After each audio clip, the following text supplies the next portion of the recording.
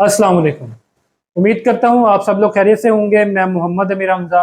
इस वीडियो में बात करेंगे पोटाश के बारे में कि जो पोटाश की मुख्तलिफ शक्लें हैं, जैसा कि MOP, SOP और फोलियर पोटाश, इनमें बाहमी फ़र्क क्या है और इनमें से कौन सी पोटाश फसल के लिए ज़्यादा फ़ायदेमंद है। तो वीडियो में आगे बढ़ने से पहले मैं आपसे गुजारिश करूँगा कि अगर आप इस चैनल पर नए हैं तो इस चैनल को सब्सक्राइब कर दें ताकि आपको आने वाली मज़ीद वीडियोज़ भी वक्त पर मिलते रहें। तो सबसे पहले तो आपको मैं ये बताता चलूँ कि जो पोटाश हम इस्तेमाल करते हैं या जो मुख्तलिफ शक्लों में पोटाश हम तक पहुँचती है, ये पहाड़ों में से निकाली जाती है। दुनिया में मुख्तलिफ मकामात पर ये पहाड़ मौजूद हैं जहाँ से पोटाश को एक्सट्रैक्ट किया जाता है। उसके बाद इसकी रिफाइनिंग की जाती है और फिर इसको पैक करके मार्केट में भेजा जाता है ताकि हम फसलों के लिए इसको इस्तेमाल कर सकें। तो जो ये पहाड़ दुनिया में मौजूद हैं, वहाँ से जब पोटाश निकाली जाती है तो ये पोटाश की एक रॉ शक्ल होती है। इसके अंदर 60% तक पोटाश मौजूद होती है और इसके साथ साथ क्लोराइड भी मौजूद होते हैं। जो इसके अंदर क्लोराइड की मिकदार है वो 45 से 47% तक होती है। तो ये क्लोराइड के साथ जब पोटाश होती है तो ये फसलों के लिए कुछ नुकसान भी पहुंचा सकती है। तो ये जो क्लोराइड वाली पोटाश है, इसको हम MOP कहते हैं, यानी कि ये इसकी रॉ शक्ल में ही इसको पैक कर दिया जाता है। इसके अंदर क्लोराइड की अच्छी खासी मिकदार मौजूद होती है। तो ये जो क्लोराइड हैं, ये फसलों को किस तरह से नुकसान पहुंचाते हैं कि फसलों की जो जड़ें हैं उनके ऊपर इनका असर आ जाता है और फिर फसल सही तरह से अपनी ग्रोथ भी नहीं कर पाती। तो जब हम MOP का इस्तेमाल करते हैं तो कुछ फसलें ऐसी हैं जो कि MOP के इस्तेमाल को किसी हद तक बर्दाश्त कर लेती हैं और कुछ फसलें ऐसी भी हैं जो बिल्कुल भी इसको बर्दाश्त नहीं कर पाती। तो अगर आप MOP का इस्तेमाल करते हैं तो आपने ये ख्याल करना है कि अगर आप तंबाकू काश्त कर रहे हैं या सब्जियात काश्त कर रहे हैं तो फिर आपने MOP का इस्तेमाल बिल्कुल भी नहीं करना। इसी तरह जो बागात हैं, बागात पर भी क्लोराइड का बहुत ज़्यादा असर आता है, बहुत ज़्यादा उसका नुकसान हो जाता है। तो आपने बागात, सब्जियात और तंबाकू अगर काश्त करना है तो फिर आपने MOP का इस्तेमाल बिल्कुल भी नहीं करना। अब कुछ फसलें ऐसी हैं जो कि इसके क्लोराइड को बर्दाश्त करने की सलाहियत रखती हैं, लेकिन वो भी किसी हद तक बर्दाश्त करेंगी। बहुत ज़्यादा अगर क्लोराइड हो जाए तो वो बर्दाश्त करने से कासिर होती हैं। तो ये ऐसी कौन सी फसलें हैं जिनके अंदर हम MOP का इस्तेमाल कर सकते हैं, जैसा कि मकई है या जो बड़ी फसलें हैं जैसे कपास है या गंदम है या कुछ और फसलें हैं, इनके अंदर क्लोराइड बर्दाश्त करने की कुछ ना कुछ सलाहियत मौजूद होती है, लेकिन ये भी किसी हद तक ही उसको बर्दाश्त करेंगी। यानी कि अगर आपने MOP का इस्तेमाल करना है तो फिर आप साल में एक आध बार तो MOP का इस्तेमाल कर सकते हैं।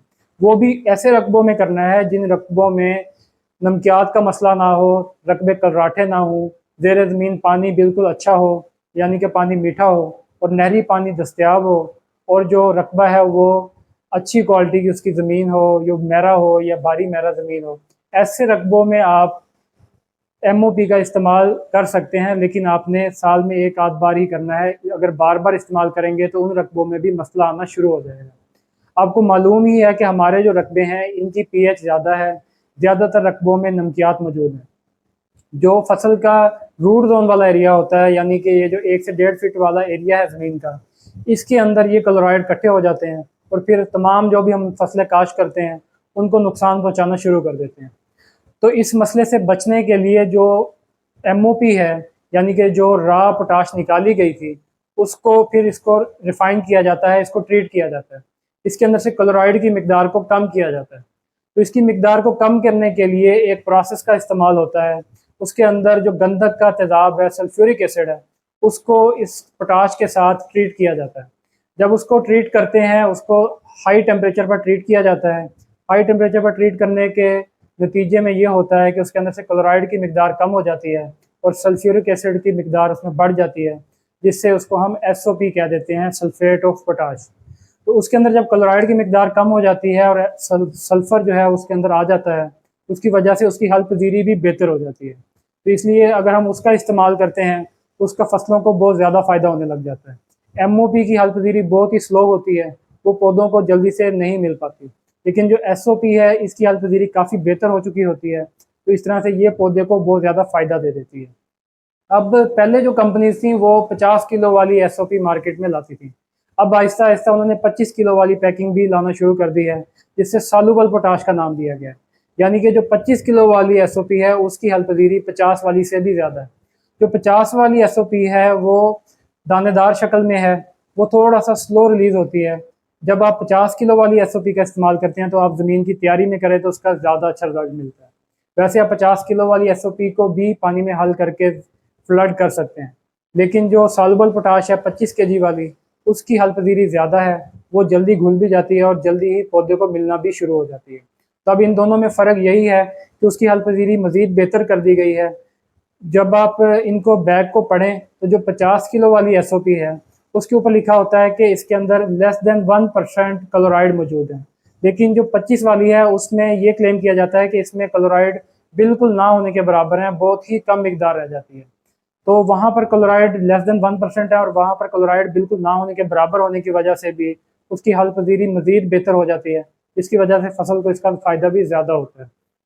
तो अब कुछ कंपनीज जो हैं वो लिक्विड पोटाश भी दे रही हैं। तो लिक्विड पोटाश और जो एसओपी है उसमें क्या फ़र्क है और एमओपी में क्या फ़र्क है? एमओपी का जैसे मैंने आपको बता दिया कि उसके अंदर क्लोराइड होते हैं, और जो एसओपी है उसके अंदर क्लोराइड की मिकदार बहुत कम कर दी जाती है और उसकी सॉल्युबिलिटी मज़ीद बेहतर कर दी जाती है। अब जो फोलियर पोटाश है ये स्प्रे करने के लिए इस्तेमाल की जाती है, कंपनीज ने स्प्रे करने के लिए ही बनाई है। तो इसके अंदर क्लोराइड की मिकदार बिल्कुल ही ख़त्म कर दी जाती है, इसको मज़ीद जो प्रोसेस है उससे गुजारा जाता है और इसको अच्छी तरह से रिफ़ाइन कर दिया जाता है, ताकि इसके अंदर बिल्कुल भी क्लोराइड मौजूद ना रहें, क्योंकि जो स्प्रे करेंगे तो वो डायरेक्ट फसल के ऊपर जाएगी और वो पौधों का नुकसान कर सकती है।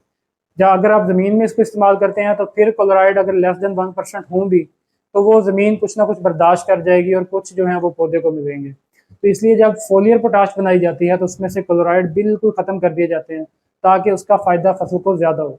जो फोलियर पोटाश है वो फ़ौरन पत्तों से जज़ब होकर अपना काम दिखाना शुरू कर देती है। एसओपी भी इसी तरह जब हम ज़मीन में डालते हैं तो ये 3 से 4 दिन में काबिल इस्तेमाल शक्ल में आ जाती है और पौधे को मिलना शुरू हो जाती है। तो अगर आप इन तीनों का मुवाजना करें कि कौन सी चीज़ ज़्यादा बेहतर है, तो अगर आप एमओपी और एसओपी का मुवाजना करें जो कि ज़मीन में इस्तेमाल होनी है, तो उसमें जो एसओपी है जो 25 किलो वाली है उसका फ़ायदा सबसे ज़्यादा होगा, और जो 50 किलो वाली है उसका फ़ायदा 25 वाली से थोड़ा सा कम होगा, लेकिन एमओपी से काफ़ी ज़्यादा बेहतर होगी। तो जो एमओपी है उसका फ़ायदा बहुत कम होगा क्योंकि उसकी हल पजीरी बहुत कम है और वो देर से पौधे को मिलना शुरू होगी और आहिस्ता आहिस्ता रिलीज़ होती है। तो जब आपने स्प्रे करनी है तो फिर अगर हम मुवाजना करें तो फिर जो फोलियर पोटाश है उसका फ़ायदा सबसे ज़्यादा होने वाला है, उसका फसल को ज़्यादा अच्छा रिजल्ट मिलेगा। तो उम्मीद करता हूँ आपको मेरी ये वीडियो पसंद आई होगी। अगर वीडियो पसंद आई है तो इस चैनल को सब्सक्राइब कर दें ताकि आपको आने वाली मज़ीद वीडियोज़ भी वक्त पर मिलती रहें। शुक्रिया।